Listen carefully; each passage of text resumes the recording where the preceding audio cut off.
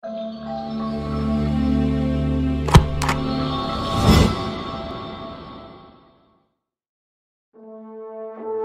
la gran comisión de nuestro Señor Jesucristo de, por tanto, ir y hacer discípulos a todas las naciones, enseñándoles que guarden todas las cosas que os he mandado.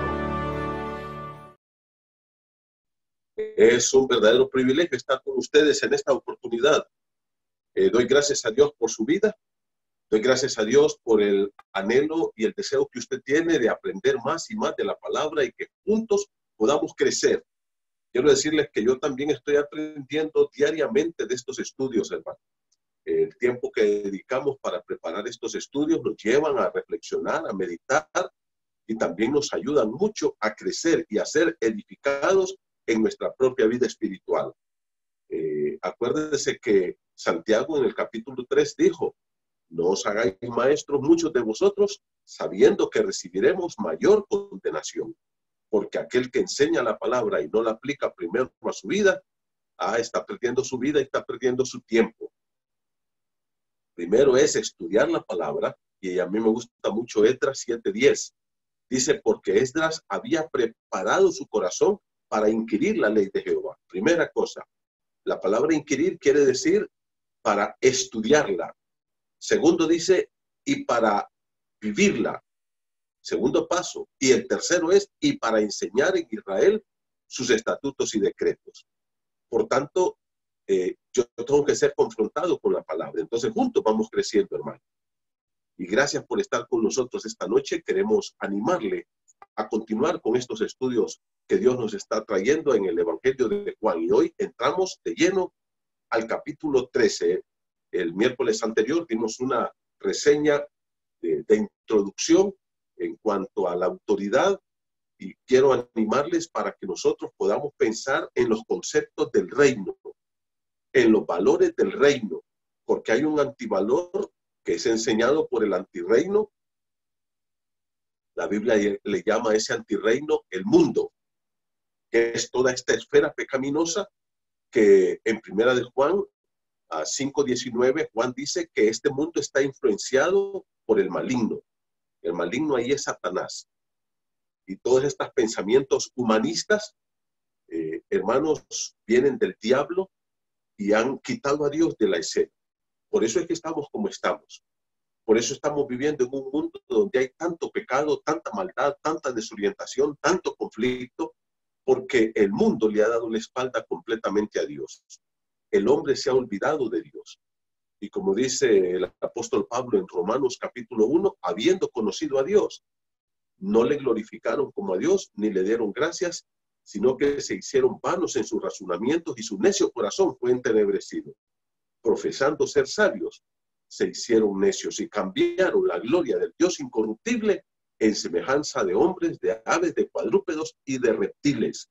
Por lo cual, dice, Dios los entregó a la inmundicia de sus corazones. O sea, el hombre decidió darle la espalda a Dios, habiendo conocido a ese Dios soberano, omnipotente, rey del universo, creador del ser humano y de todo lo que existe.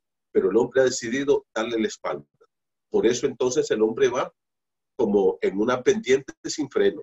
La Biblia le llama el desenfreno del ser humano. Entonces el hombre está yendo en caminos de perdición. Y todo lo que vemos nosotros, esa maldad, esa inseguridad, la corrupción, tanta idolatría, tanta fornicación, tanto homosexualismo, tanta violación, tanto asesinato, tanto robo, todo lo que usted mira, es producto de un hombre que le ha dado la espalda a Dios. Y entre más lejos de Dios vayamos, peor se va a poner esto, mis hermanos, mucho peor. En el libro de Juan, capítulo 13, 14, 15, 16 y 17, es una sección bastante larga y es la quinta sección en el estudio del Evangelio de Juan. La quinta sección, el Verbo de Dios instruye privadamente a sus discípulos momentos antes de morir en la cruz del Calvario. El Señor dio muchas enseñanzas y casi todas, por no decir todas, han sido públicas.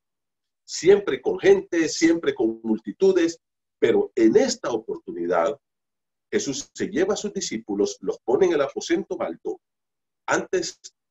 durante la última cena, y ahí privadamente les da todas estas enseñanzas. Y vamos a ir viéndolas por sus temas, hermanos. Esto no lo podemos ver por capítulos porque son temas los que el Señor va tratando a lo largo de estos capítulos. Capítulo 13, 14, 15, 16 y 17.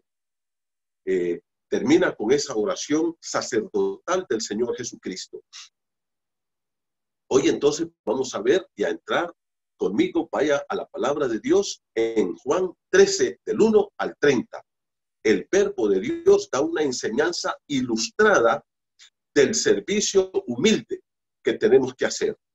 Lo repito, el tema de toda esta sección, capítulo 13, del 1 al 30, es el verbo de Dios da una enseñanza ilustrada del servicio humilde. De eso de tener poder, tener autoridad, pero al estilo del reino de Dios, al estilo de los valores del reino de Dios. Yo quiero que miremos aquí algunos aspectos que son de suma importancia. En primer lugar, el verbo de Dios, quien es el Señor Jesucristo, lógicamente, tiene un conocimiento pleno de todo. Es la primera cosa que vamos a ver en los primeros 3 versículos. Yo quiero que mire conmigo. Juan, capítulo 13, del 1 al 3. Lea conmigo. Dice así: antes de la fiesta de la Pascua, sabiendo Jesús que su hora había llegado para que pasase de este mundo al Padre, como había amado a los suyos que estaban en el mundo, los amó hasta el fin. Y cuando cenaban, como el diablo ya había puesto en el corazón de Judas Iscariote, hijo de Simón, que le entregase, sabiendo Jesús que el Padre le había dado todas las cosas en las manos y que había salido de Dios, y a Dios iba. La primera sección, el verbo de Dios tiene un conocimiento pleno de todo. A él no se le escapa nada. Fijémonos en los verbos que expresan aquí todo el conocimiento que el Señor tiene. Dice la palabra en el verso 1, 13:1, antes de la fiesta de la Pascua, sabiendo Jesús que su hora había llegado. Esta hora, hermanos, se refiere al tiempo o al momento de su muerte en la cruz del Calvario. Acuérdense que desde Juan capítulo 2, cuando María llega en la boda de Caná de Galilea y le dice, no tienen vino. Y Jesús le dice, ¿qué tiene conmigo, mujer? Mi hora aún no ha llegado. Y a través de todos estos capítulos, desde el capítulo 2 hasta el capítulo 12, varias veces los del Sanedrín quisieron matar a Jesús. Incluso mandaron a los soldados, a la guardia del templo, a capturar a Jesús. Pero dice, y no lo capturaron porque su hora no había llegado. En el libro de Gálatas 4:4, mis hermanos, el apóstol Pablo dice, cuando se cumplió o cuando vino el cumplimiento del tiempo. Esto implica, hermano, que Jesús no nació ni antes ni después, no murió ni antes ni después. Dice, cuando vino el cumplimiento del tiempo, Dios envió a su Hijo. ¿Cuándo lo envió? En el momento que tenía que nacer. ¿Cuándo murió Jesús? En el momento que estaba planificado en el horario divino. Esto no es cuestión de que el hombre quiera o no quiera. Dios tiene un tiempo. Y dice, cuando llegó su hora, el Señor dijo, ha llegado la hora. Y eso, acuérdense, en el capítulo 12 dice que vinieron unos griegos y le dijeron a Felipe y a Andrés, miren, queremos ver a Jesús. Y ellos fueron y se lo dijeron a Jesús. Y cuando Jesús lo oyó, dijo, ha llegado la hora para que el Hijo del Hombre sea glorificado. Hermanos, Cristo murió en el momento oportuno, exacto, en el proyecto y en el plan de Dios. La hora entonces aquí es la hora de su muerte. Él vino a morir en la cruz del Calvario. Ese fue el propósito de su venida. Y él murió en el momento preciso. ¿Por qué Jesús murió? Jesús murió por tomar nuestro lugar en la cruz del Calvario. Él fue a la cruz tomando mi lugar y tomando tu lugar para poder traer salvación al hombre perdido. ¿Por qué Jesús va a morir? Jesús va a morir en la cruz por amor a todos nosotros. Mire cómo dice el versículo número 13, por favor. Dice, perdón, estamos en capítulo 13, verso 1. Mire, el 13:1 dice, antes de la fiesta de la Pascua, sabiendo Jesús que su hora había llegado para que pasase de este mundo al Padre. Ahora, ¿se acuerdan? Capítulo 12, Jesús dijo, es tiempo de que el Hijo del Hombre sea glorificado. Ahora, hermanos queridos, esta glorificación pasa por la muerte. La glorificación es la exaltación de Cristo a la diestra del Padre, como dice Pablo en Filipenses 2, que Cristo fue exaltado hasta lo sumo, que se le dio un nombre que es sobre todo nombre. Él se sentó allá en la patria celestial. Pero para llegar al trono, tuvo que pasar por la cruz. Dice, versículo 1, había llegado la hora. Y luego mira cómo dice, como había amado a los suyos que estaban en el mundo, los amó hasta el fin. Los amó hasta el fin. Aquí, queridos hermanos, la palabra de Dios nos dice, ¿por qué Cristo va a la cruz? ¿Sabes por qué? Dice, porque Él amó a los suyos. Me encantó ese canto y gracias, Josabel, por dirigirnos en esa alabanza maravillosa. Dios de amor, justo y redentor. Y Él, a través de Cristo, quien fue a la cruz del Calvario, preparó esa salvación tan grande para todos nosotros, los amigos, hermanos en Cristo. Dice, como había amado a los suyos. Y la palabra habla de un amor permanente, estable, invariable, inmutable, que no cambia. Y Dios no me amó a mí porque yo soy bueno, porque yo quiera ser bueno. Dice la Biblia que desde aquí, la coronilla de la cabeza hasta la planta del pie, en nosotros no hay cosa sana, herida, hinchazón y podrida llaga. Así nos describe la Escritura en el libro de Isaías, capítulo 1 y versículo 6 al 8. Y la palabra de Dios dice, y lo dice claramente, que ahí está hablando de la situación moral y espiritual del ser humano. Herida, hinchazón y podrida llaga. Leíamos en Primera de Juan, capítulo 4, verso 19. Nosotros le llamamos a Él porque Él nos amó primero. Él nos amó primero a nosotros. Yo no amo a Dios porque en mí nació un amor para Dios. Yo era enemigo de Dios, yo odiaba a Dios. Pero ahora lo amo porque Él me cautivó con su amor. Dice, como había amado a los suyos. ¿Y sabes qué dice? Los amó hasta el fin. ¿Sabe lo que quiere decir esta palabra, mi hermano? Los amó completamente. Eso quiere decir esa frase, los amó hasta el fin. Literalmente quiere decir, los amó hasta no poder amarlos más. Que ese amor los empujó, lo empujó a Cristo a ir a la cruz del Calvario, a tomar nuestro lugar, nuestro castigo. Entonces dice que Jesús sabía que su hora de morir había llegado, que iba a morir por los suyos, porque los había amado completamente. Los había amado absolutamente. Los había amado totalmente y lo dio todo. Como platicábamos esta tarde con un querido hermano, si Dios ya nos dio a su Hijo, que es lo más maravilloso, y nos amó tanto, que lo entregó y murió por nosotros, el Señor Jesucristo en la cruz, ¿cómo no nos va a dar lo demás? ¿Cómo no nos va a dar todo lo que necesitamos, hermanos? Pero la segunda cosa que Jesús sabe es lo que dice el verso 2. Mire cómo dice. Juan 13:2 dice, y cuando cenaban, como el diablo ya había puesto en el corazón de Judas Iscariote, hijo de Simón, que le entregase. Jesús sabe que Judas lo va a vender, lo va a traicionar. Ahora, me gusta lo que dice aquí. Mira cómo dice que el diablo había puesto en el corazón de Judas Iscariote que lo traicionara, que lo vendiera a los enemigos de Jesús. Si nos fijamos, la Biblia dice que el diablo puso eso en el corazón de Judas.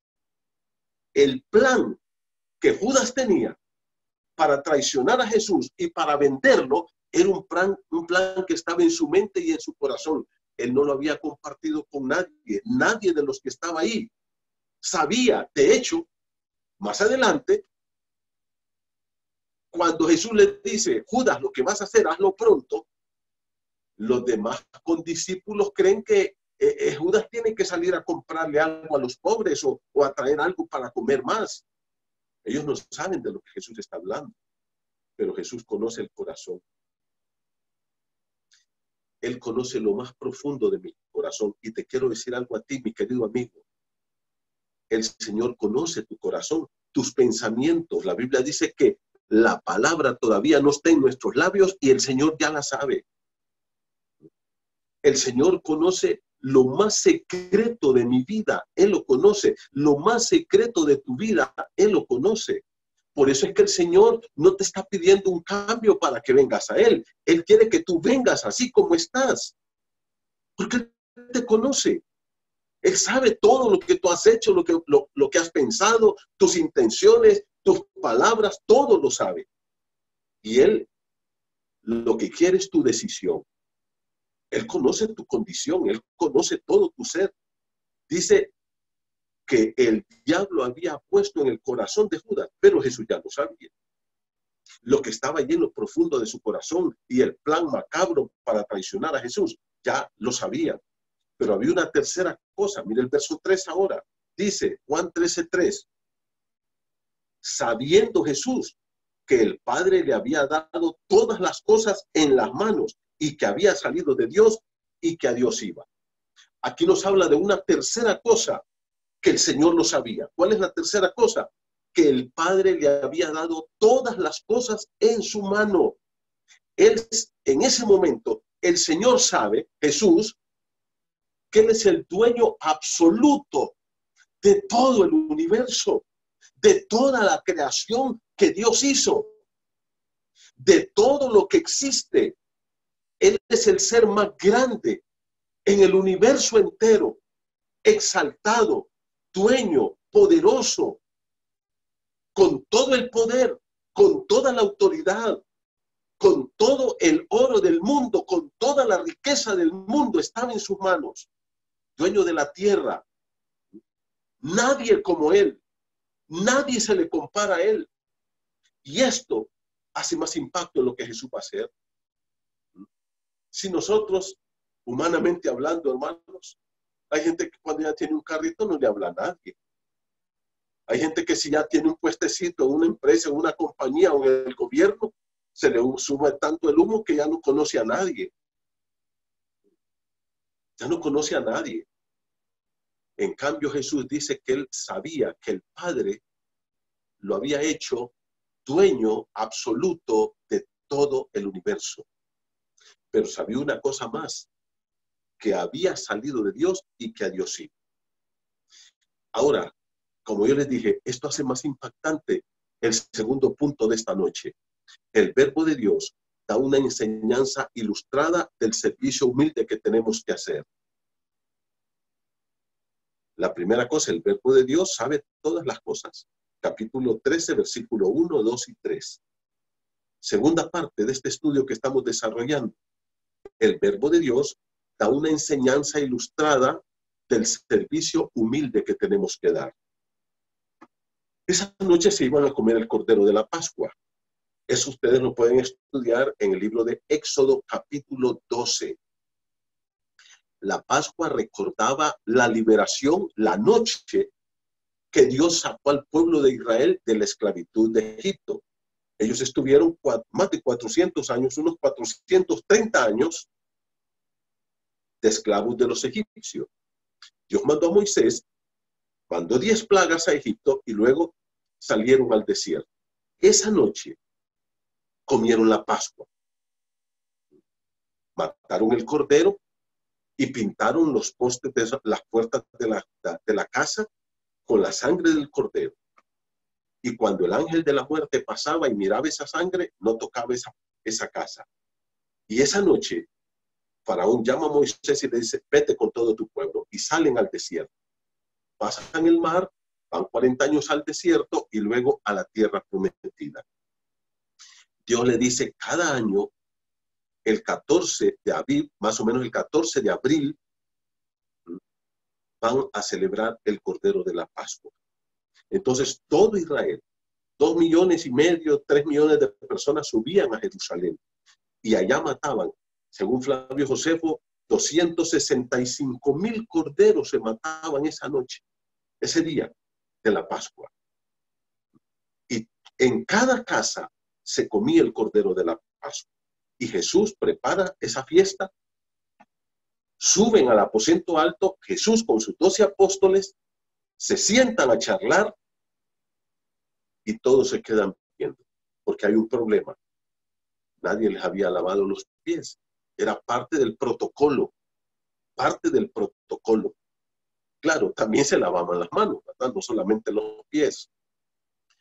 La gente venía bien bañadita de su casa, pero en la calle sus pies se llenaban de polvo. Y al comer, como la gente comía sentada en el suelo, estiraba los pies, entonces los pies de este le quedaban cerca de la cabeza del otro. Y así se iban sentando. Por tanto, sus pies deberían estar bien limpios. Pero la persona que lavaba los pies era un esclavo de menor categoría. Habían diferentes escalas de esclavos. Por ejemplo, había el esclavo administrador de una casa, que era el mero jefe. Luego estaba el esclavo que era el pedagogo, de donde viene esa palabra. Paidagogos. Era el esclavo maestro. Y así, había muchos esclavos. Pero el esclavo que lavaba los pies era lo bajo, de lo más bajo, de lo más bajo, de lo más bajo en la escala de los esclavos. Y todos se quedan viendo. Y no empiezan a comer el cordero porque nadie les lava los pies. Acuérdense que los discípulos recientemente estaban codeándose. ¿Quién era el más grande en el reino? ¿Quién iba a tener mayor autoridad? ¿Quién iba a tener mayor poder? ¿Quién iba a estar al lado de Jesús para reinar y gobernar? Ellos estaban discutiendo sobre quién tiene más autoridad. ¿Quién tiene más autoridad? Y ahí están en la discusión y platicando y platicando y diciendo ahí en la mente de ellos, si yo le lavo los pies a aquel, no, es que no se puede. ¿Cómo? Ese va a creer que es más que yo y así, y aquellos pensamientos que iban y venían. Y el verso 4 dice, se levantó de la cena Jesús, se quitó su manto, tomando una toalla, se la ciñó, puso agua en un lebrío, en una vasija, y comenzó a lavar los pies a sus discípulos y a secarlos con la toalla con que estaba ceñido. Cuando la Biblia dice en el versículo 3 que Jesús sabía que era el rey dueño absoluto del universo, se levanta y va a hacer el trabajo del esclavo más bajo, del esclavo más miserable, a lavar los pies a sus discípulos. Aquí el Señor, queridos hermanos, el Rey de Reyes, el Señor Jesús, sabiendo que era el Rey del universo, no le impidió demostrarle a sus discípulos con una actitud de humildad la grandeza del servicio en el reino de Dios. ¿Qué hizo el Señor? Se levantó, tomó una toalla, tomó un lebrillo, una vasija, y les dijo, chicos, vengan, yo les voy a lavar sus pies. Y comenzó a lavarle los pies. El servicio humilde hacia los demás, sincero, amoroso, no nos hace menos personas. Al contrario, nos dignifica. Nos dignifica. ¿Y qué pasó? Jesús, entonces, hermanos, realizó el trabajo que ninguno de sus discípulos quiso hacer. Siendo Jesús el más grande, no solo de esa noche, no solamente de ese lugar, allí en ese aposento alto, no solamente el más grande de los 12, sino el más grande ser del universo, enseñando de una manera práctica la humildad la entrega, el servicio, la dignidad, el amor para hacer las cosas en el reino de Dios. Lavar los pies era lo peor que podía hacer alguien. Y Jesús bajó hasta ahí. Ahora entonces él llega donde Pedro, mira, dice el versículo número 6, y ahí nos vamos a una tercera cosa más aquí en este bosquejo que estamos desarrollando. El verbo de Dios da una enseñanza ahora de la necesidad de la limpieza espiritual, utilizando esta comparación de la limpieza de los pies. El Señor ahora, hermanos, va a darnos una lección de la limpieza espiritual. Versículo 6, entonces vino a Simón Pedro y Pedro le dijo, ¿tú me lavas los pies? Señor, ¿tú me vas a lavar los pies a mí? Bueno, Pedro no se los había querido lavar al maestro. Pedro no quiso lavárselos. Pedro estaba sentado tranquilamente pensando, prefiero no comer el cordero de la Pascua, pero no le voy a lavar los pies a nadie, incluyendo a Jesús. Y ahora viene Jesús a lavarle los pies a Pedro. Y le dice, ¿tú me lavas los pies? Y el Señor le dijo, lo que yo hago, tú no lo comprendes ahora, mas lo entenderás después. Pedro le dijo, no me lavarás los pies jamás. Esta frase es enfática, fuerte. Pedro le dice, jamás me vas a lavar los pies. No voy a permitir eso. No lo voy a permitir. Ahora Pedro se encuentra ¿qué? Apenado, confrontado, humillado, compungido, como queriendo decir, qué barbaridad, la regamos. Qué barbaridad lo que hicimos. El Señor lavándonos los pies. Eso no lo puedo permitir. Y ahora, hermanos, aquí el Señor nos da un significado mucho más profundo de lo que Jesús está haciendo. Tenía un significado espiritual. En otras palabras, para que una persona participe en el reino de Dios, tiene que estar completamente limpio. Y solo la sangre de Cristo puede hacer eso. Versículo número 8. Pedro le dijo, no me lavarás los pies jamás. Jesús le respondió, si no te lavares, no tendrás parte conmigo. Verso 9. Le dijo Simón, Pedro, Señor, no solo mis pies, sino también las manos y la cabeza. Ahora, el Señor aquí, hermanos, no le está diciendo a Pedro de que si él se niega a que el Señor le lave los pies esa noche, no va a estar en el reino. No, no, no. Vamos a ver que esto tiene una resonancia espiritual profunda. Esto tiene una implicación espiritual duradera. ¿Y qué le dice el Señor? Cuando llega Pedro y le dice, no me lavarás los pies jamás, no lo voy a permitir esto yo, Señor. El Señor le dice, si no te lavo los pies, no tendrás parte conmigo. Y lógicamente Pedro era una persona impulsiva. Y le dice, no, hombre, Señor, si eso es así, bañame. No solamente me lava los pies, dame una bañada completa, porque yo no me quiero perder el reino, estar contigo en el reino. Y esto es emocionante de Pedro, porque Pedro dice, si de eso se trata, Señor, entonces bañame. Eso es lo que Pedro le quiere decir aquí al Señor. Porque Pedro está entendiendo que hay algo más profundo en esa enseñanza del Señor. Y le dice, yo quiero estar contigo en el reino, Señor. Y si de eso depende, pues entonces dame un baño completo, no solamente mis pies. Y aquí es donde viene la enseñanza del Señor. Versículo número 10, mira conmigo. Jesús le dijo, el que está lavado no necesita lavarse sino los pies, pues está todo limpio. Y vosotros estáis limpios, aunque no todos. Versículo 11, porque él sabía quién le iba a entregar. Por eso dijo, no estáis limpios todos. Aquí es donde está la implicación espiritual de esta enseñanza, la profundidad de esta enseñanza del Señor. La gente se daba una buena ducha en su casa, se daba una buena bañada, salía de su casa a las reuniones pero lógicamente en el camino se ensuciaban los pies. Entonces, al llegar a la casa, allá había un esclavo, se agachaba, le lavaba los pies, se los secaba y la persona pasaba y se sentaba en la fiesta. No importa qué fiesta fuera, cualquier reunión. Eso era de ley. Ahora Pedro le dice, Señor, si para estar en el reino tú me vas a lavar los pies, báñame, porque yo no me quiero perder estar en el reino.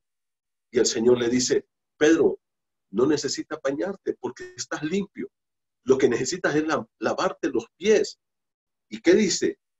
Aunque no están todos limpios, porque Jesús sabía que ahí estaba Judas. Y Judas le iba a entregar. Judas no era convertido.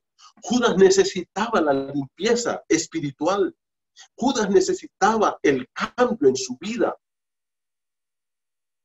Y cuando el Señor le dice en el versículo 10, el que está lavado, lo que quiere decir aquí, hermano, es el que está perdonado. Jesús está diciendo, el que está lavado ya, el que ya está limpio. Este pasaje quiere decir el que ya está perdonado, ya está justificado, ya es salvo. Lo único que necesita es lavarse los pies. ¿Qué era lo que pasaba? La persona se bañaba en su casa, caminaba en la calle y venía a la casa donde iba a la reunión. En ese tramo se ensuciaban los pies. Y eso es lo que el Señor está diciendo. Mire, el Señor nos ha perdonado todos nuestros pecados, hermanos. Estamos lavados, estamos limpios, perdonados, justificados. Pero en este transitar diario de nuestra vida, nos ensuciamos los pies. Y diariamente necesitamos confesar nuestros pecados para mantener una armonía y una comunión íntima y perfecta diaria con nuestro Dios. Y de todas maneras, solamente la sangre de Cristo nos puede limpiar. Primera de Juan 1:7, la sangre de Jesucristo, su Hijo, nos limpia de todo pecado. Nadie más te puede limpiar. El Rey esa noche declaró que la limpieza y el lavado que necesitamos son profundos. Dice, el que está lavado no necesita sino lavarse solo los pies, porque ya tenemos una limpieza total de nuestra vida. Al ser perdonados, al recibir a Cristo, hemos recibido un perdón total, una justificación absoluta. Justificados pues por la fe, tenemos paz para con Dios por medio de nuestro Señor Jesucristo, dice Pablo en Romanos 5:1. En Romanos 3:23 Pablo dice, por cuanto todos pecaron y están destituidos de la gloria de Dios. 24, Romanos 3:24, siendo justificados gratuitamente. Dice que hemos sido justificados, perdonados, declarados sin culpa. Pero de nuevo entonces, hermanos, lavarse los pies aquí significa confesar nuestros pecados diarios.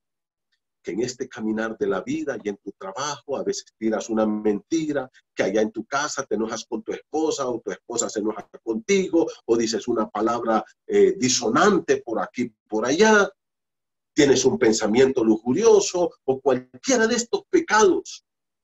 Entonces necesitamos ir a la casa y lavarnos los pies. ¿Qué quiere decir? Postrarnos y decirle, Dios, hoy te fallé. Quiero que me perdones estos pecados que cometí. Lávame de nuevo. Y el perdón viene y la comunión sigue. Ahora, en cuarto lugar, el verbo de Dios da un significado del real servicio o del servicio real que nosotros debemos dar. Juan capítulo 13, versículo 12 al 17. Mira conmigo pues. Así que, verso 12, estoy leyendo Juan 13, 12. Estoy dentro del punto número 4 en este bosquejo de esta primera enseñanza del Señor que va en Juan 13 del 1 al 30. Hemos llegado al versículo número 12. Así que después de que les hubo lavado los pies, tomó su manto, volvió a la mesa y les dijo, mira, el mismo Jesús que se levantó de la mesa es el mismo Jesús que se vuelve a sentar a la mesa. No se devaluó, no bajó de categoría, no perdió su rango, no perdió su nombre, no perdió su reputación. El mismo Jesús. Porque servir amar a la gente con devoción, con un amor sincero en el reino, no te hace menos persona. Lo que te hace una persona indigna, indeseable, arrogante, prepotente, es el orgullo. Nos hace personas despreciables, que nadie nos quiere, que la gente nos soporta, pero no nos quiere. No hay un verdadero amor, porque los egoístas siempre van a vivir solos, aunque estén rodeados de gente. El egoísta, el orgulloso, el soberbio, el altivo, el prepotente, el iracundo, el violento, siempre va a vivir en soledad. Los egoístas mueren solos, viven solos. No porque son una persona, sino por sus actitudes incorrectas. El amar a la gente, el cambiar estas actitudes de egoísmo, de orgullo, de soberbia, de arrogancia, y el volvernos o permitir que el Espíritu Santo tome control de nosotros y haga fluir el carácter de Cristo en nosotros. Como dice la palabra en el libro de Gálatas 5:22, más el fruto del Espíritu. Ese fruto no es mío, es del Espíritu. El Espíritu lo pone en mí. Es amor, gozo, paz, paciencia, benignidad, bondad, fe, mansedumbre y templanza. Pero eso es el Espíritu el que lo va produciendo en mí. Cada día tenemos que rendirnos al control del Espíritu Santo. Hacer morir, mortificar esta carne en nosotros, hermano. Tenemos que asesinar y matar en nosotros esas actitudes pecaminosas. El mismo Jesús que se levantó de la mesa fue exactamente el mismo Jesús que se volvió a sentar. Versículo número 12, después de que les hubo lavado los pies, tomó su manto, volvió a la mesa y se sentó con ellos otra vez. El lavarles los pies no hizo que Jesús fuera un Jesús más chiquito. Al contrario, lo hizo más grande. Cuando hacemos las cosas por amor, con sinceridad, con entrega, con devoción, Dios te va a recompensar. Acuérdate lo que dice la Biblia, todo lo que el hombre sembrare, eso va a cosechar. Todo lo que el hombre sembrare, eso va a cosechar. Y el que siembra para la carne, ¿cuáles son las obras de la carne? El orgullo, la soberbia, la arrogancia, la prepotencia, el enojo, la ira, la agresividad. De su carne segará corrupción. Pero el que siembra del Espíritu también va a segar vida eterna. ¿Qué dice la Escritura, mi hermano? Todo lo que el hombre sembrare, eso va a cosechar. Si tú siembras amor, vas a cosechar amor. Si siembras odio, vas a cosechar odio. Ahora, acuérdate que la ley de la siembra y la cosecha es que el hombre siembra y siempre va a cosechar más. Si tú siembras odio, vas a cosechar más odio. Si tú siembras orgullo, vas a cosechar más orgullo y más rechazo de la gente. Si tú siembras amor, humildad, mansedumbre, el servir a los demás, vas a cosechar mucho más. Vas a cosechar. Dijo, se sentó a la mesa. Y ahora el Señor da el significado de este acto. Ya no solamente lo que le dijo a Pedro, que necesitamos esa limpieza espiritual, que Él nos lave de todos nuestros pecados con la sangre de Cristo, sino que ahora le va a dar unas lecciones maravillosas. Miren lo que les pregunta. Versículo 12. ¿Sabéis lo que os he hecho? Ellos no entendían ahorita. Ellos lo entendieron después, cuando el Espíritu Santo vino y les recordó todo esto y les ilustró y les enseñó de nuevo. Vosotros me decís, Maestro y Señor, y dijo el Señor, y decís bien porque lo soy. Mire cómo dijo el Señor. Ustedes me llaman a mí Maestro y Señor. Y mire cómo les dice en el versículo 13. Decid bien porque lo soy. Cristo dice, yo soy el Maestro y el Señor. ¿Qué quiere decir esto? Servir. Entonces, hermano, mira esto, por favor. Esto es clave, que lo entendamos. Por favor. que nos penetren estas palabras de Cristo en lo más profundo de nuestro ser y que nos transformen. Cristo les dice, ¿sabéis lo que os he hecho? Ustedes me dicen maestro y señor. Y ustedes están en lo correcto porque yo soy maestro y señor. Luego vamos a ver cómo el Señor cambia esto. Pero les dice, ustedes están en lo correcto. ¿Qué les está diciendo el Señor aquí? Yo soy el maestro y señor, y vieron lo que les acabo de hacer. Servir con amor y humildad a la gente, hermano. Escucha esto, por favor. No tiene que ver nada con los puestos, con los rangos, no tiene que ver nada con los títulos que tengamos, no tiene que ver con la casa o la colonia donde vives o en el carro donde andas. No tiene que ver nada, mi hermano, con el lugar que ocupas en tu casa, en la empresa, en la calle, donde quiera que sea. Servir tiene que ver, y es asunto de actitud del corazón. Hay gente que tiene mucho dinero y es muy humilde y muy servicial. Hay gente que vive en casas enormes y tiene mucho y sirven a los demás, porque es la actitud lo que vale. Jesús les dice, yo soy el maestro y señor y les he servido a ustedes. Ustedes están en lo correcto, ustedes saben quién soy yo y les he servido con el mayor amor y la mayor humildad que puede haber. Lo que Jesús les está diciendo es, señores, servir con amor y humildad. No se debe de tener en cuenta el rango que tengamos, el puesto que nosotros tengamos en una empresa, en tu trabajo, en la iglesia. Porque servir es asunto de una actitud del corazón. Jesús era el maestro y Jesús sirvió. Pero luego también, ¿qué le dice? El discípulo debe servir a Jesús como Señor y Maestro. El discípulo de Jesús no solo es un seguidor de Jesús, el súbdito del reino, aquel que se ha sometido al señorío de Cristo y que es un esclavo de Cristo ahora, es un siervo que debe obedecer al rey. El discípulo de Jesús también debe servir a otros creyentes. Mire lo que dice el versículo número 14. Pues si yo, el Señor y Maestro, ahora Jesús ya le dio vuelta a la cosa. Primero les dice, ustedes me llaman Maestro y Señor. Ahora les dice, yo soy el Señor y el Maestro. Él es el Rey. Y como Rey tenemos que obedecer y seguir su ejemplo de humildad, de amor y de servicio y de entrega. ¿Y qué dice el versículo 14? Pues si yo, el Señor y el Maestro, he lavado vuestros pies, vosotros también debéis lavar los pies unos a los otros. Y el Señor nos está diciendo aquí que allá el domingo que vamos a la iglesia y nos sentamos a tomar la Santa Cena, yo tengo que empezar a lavarle los pies a todos y que otros tienen que lavarme los pies a mí. No está hablando de eso, mi hermano. ¿Sabes lo que está diciendo? Del servicio que tenemos que hacernos mutuamente.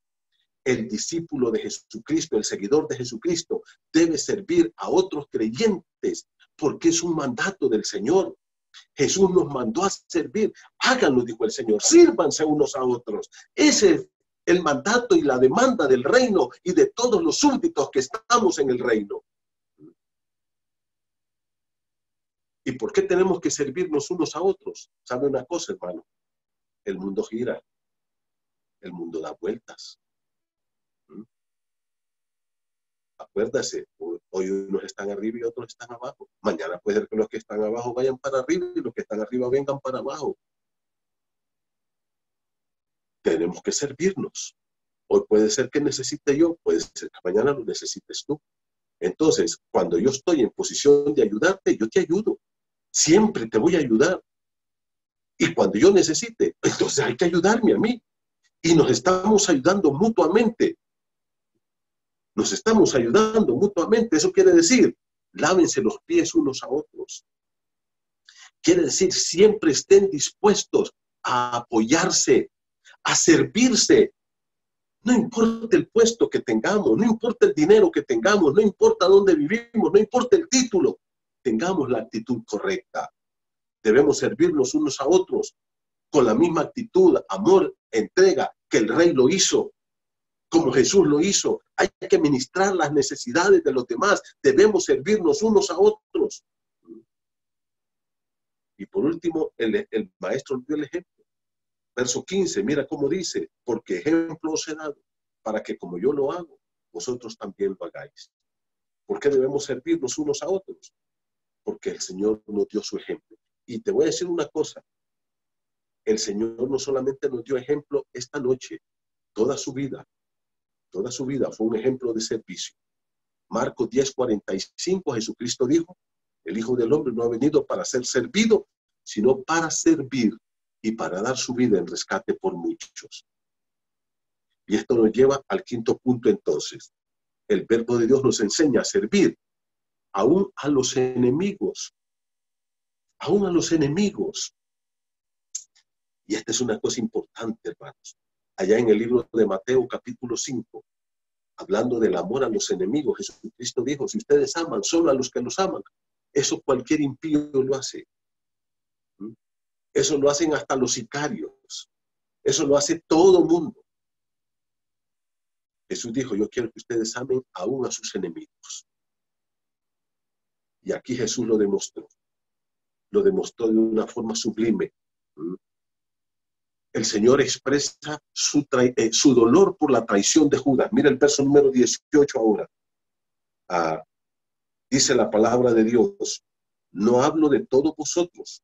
Yo sé a quienes he escogido, he elegido, mas para que se cumpliese o que se cumpla la escritura: el que come pan conmigo levantó contra mí su calcañar.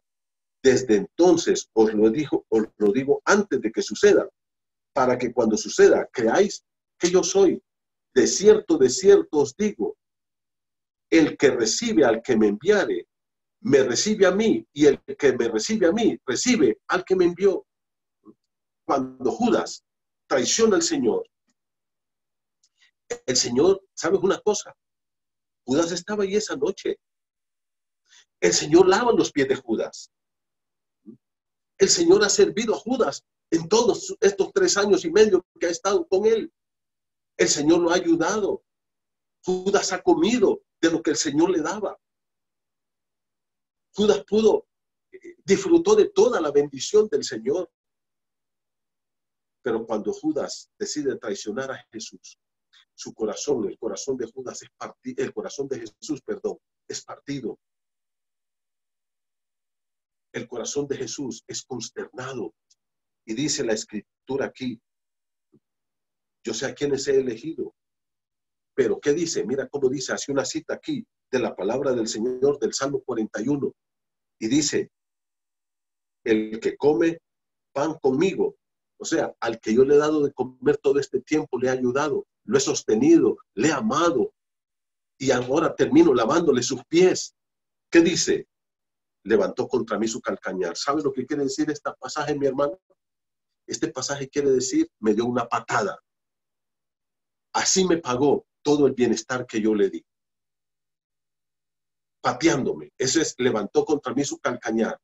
O sea, su talón. Como cuando un caballo pega una patada. Dice el Señor: eso hizo Judas conmigo. Judas fue escogido por Jesús para que fuera su discípulo, para que fuera un apóstol. Formó parte íntimo del grupo íntimo del Señor, de ese grupo de 12 que estuvieron con él 3 años y medio. Jesús tuvo a cargo la tesorería del grupo. Escuchó todas sus enseñanzas. Vio todos sus milagros. Caminó con Jesús todos los días por 3 años. Comió al lado del Maestro día y noche, todos los días. Pero nunca se convirtió. Por eso el Señor dijo: estáis limpios, pero no todos. El hombre Judas tenía el corazón más duro que un ser humano pudo haber tenido en esta tierra. El corazón más duro que jamás hombre alguno pudo haber tenido en esta tierra. Tuvo la mejor oportunidad de su vida y la despreció. Al final le dio una patada al Señor Jesucristo. Lo rechazó. y se perdió eternamente en el infierno. Es importante decir que Jesús no escogió a Judas para que lo traicionara, que Jesús no escogió a Judas para que fuera al infierno. Cada quien toma sus propias decisiones. Cada uno decide lo que va a hacer. Sin embargo, Jesús le da la oportunidad aún a Judas. En el capítulo 13 ahora, si ustedes miran, por ejemplo, en el versículo número 21, todavía Jesús le da otra oportunidad a este traidor. Ese gran amor del Señor, ese amor incondicional, que casi solo faltó que Jesús se postrara a llorarle a Judas y a decirle: Judas, por favor, sálvate. Aún en el último minuto, Jesús le da la oportunidad. Pero Judas no se arrepiente.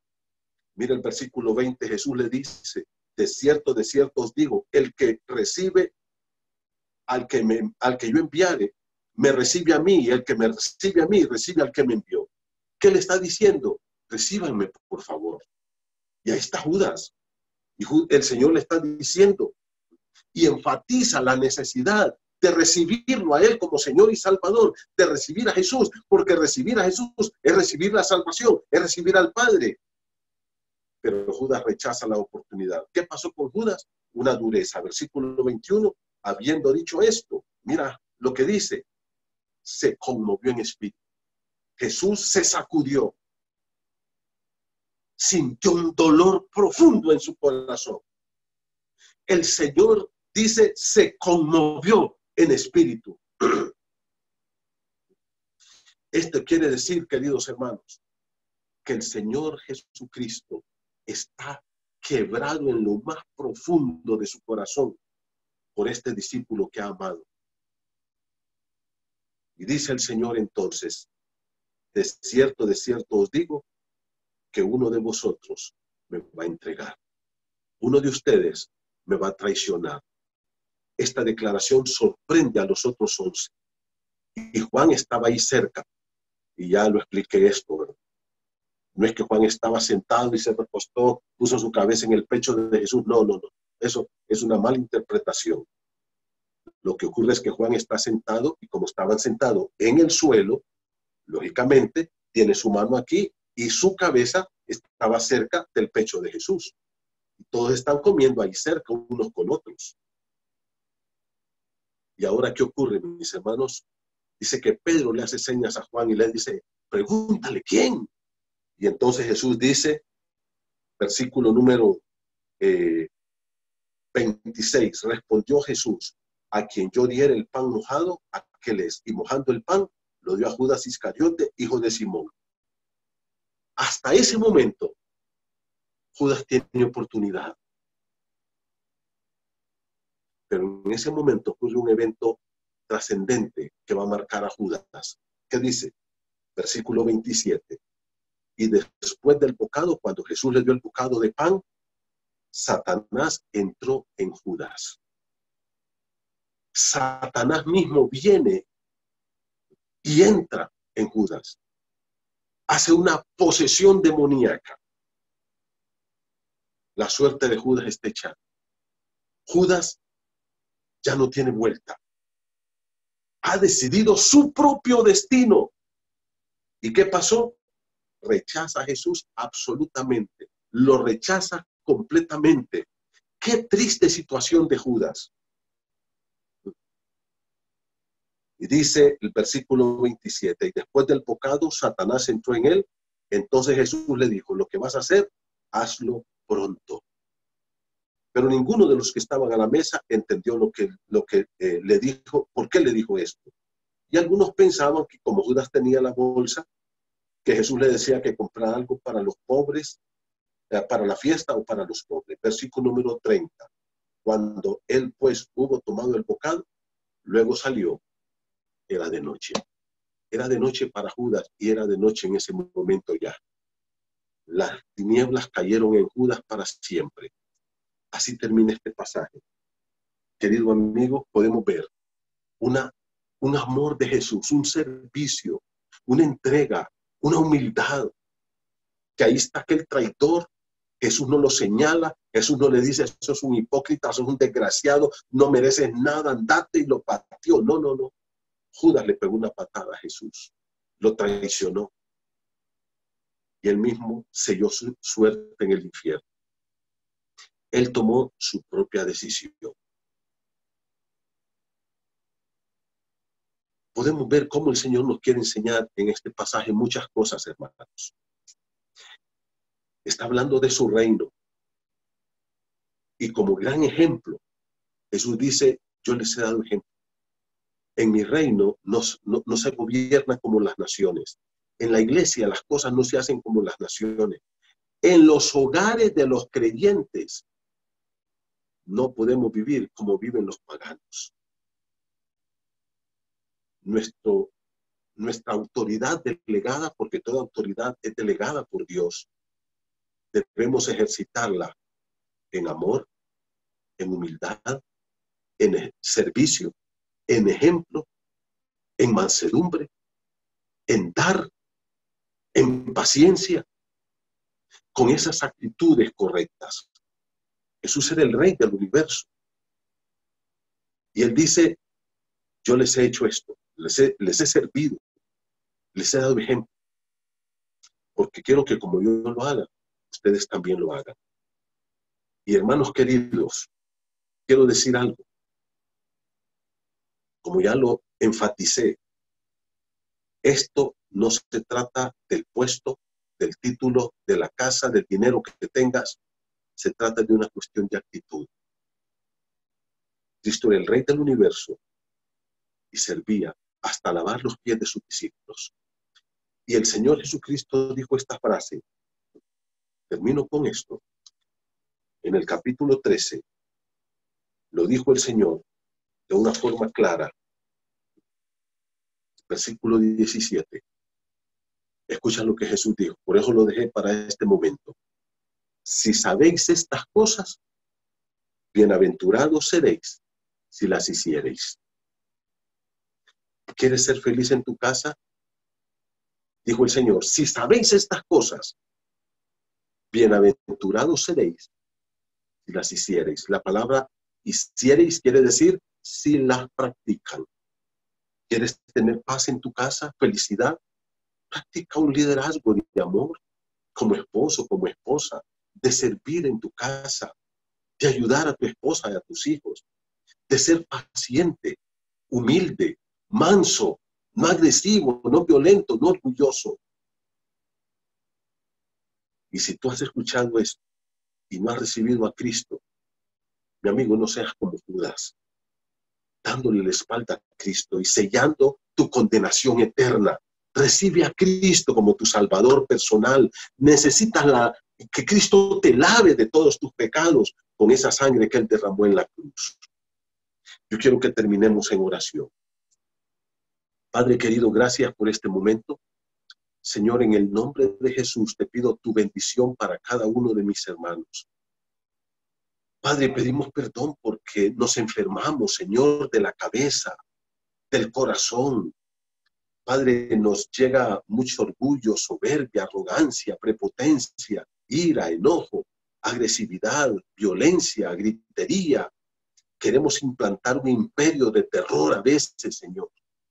Padre, perdónanos, por favor. Gracias por esta enseñanza maravillosa de Jesucristo, que en su reino las reglas son diferentes. Padre, establece esa humildad de Cristo en nuestros corazones. Ayúdanos a ser mansos y humildes de corazón, a vivir para honra y gloria de tu santo nombre. Bendice tu pueblo, que podamos practicar estos valores del reino, allá en la casa, en el trabajo, en la calle, en el negocio, en la empresa, en la iglesia, en la escuela, donde quiera que estamos, Señor. Padre, que podamos dar un servicio de amor, de entrega, de paciencia, de humildad, ejemplar como el de Cristo. Ayúdanos, Señor, a entender que nosotros somos diferentes. Y por aquellos, Señor, que todavía no te han conocido, Padre, que quebrantes esos corazones, que quites esas vendas de los ojos y que estas personas puedan recibir a Cristo como su Salvador personal. Gracias por esta noche. Padre, guárdanos con tu paz, en el nombre de Jesús. Amén.